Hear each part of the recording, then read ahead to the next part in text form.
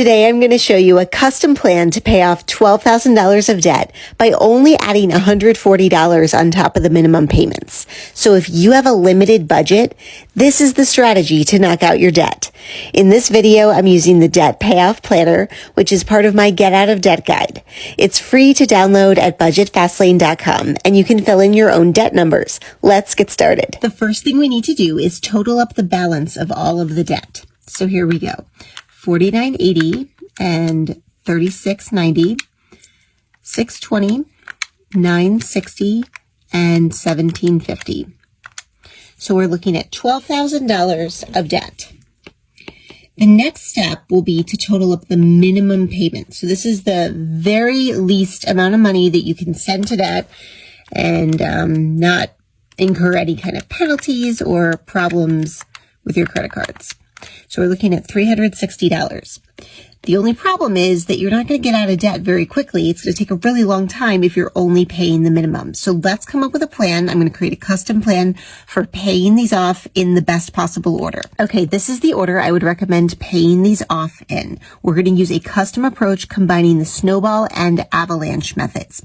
I jotted in the totals, the balances on these debts just so that you remember. Basically, we're paying off the three smallest amounts in order from lowest to highest, which is the Snowball method. And so these are the minimums.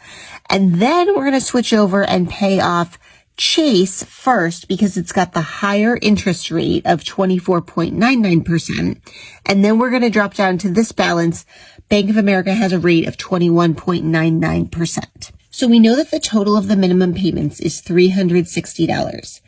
Now in this plan, the total monthly amount budgeted toward debt is $500. That's the amount in this person's budget that they have to allocate to debt, which when we do the math, 500 minus 360, we can see that it's only $140 extra each month being sent to debt.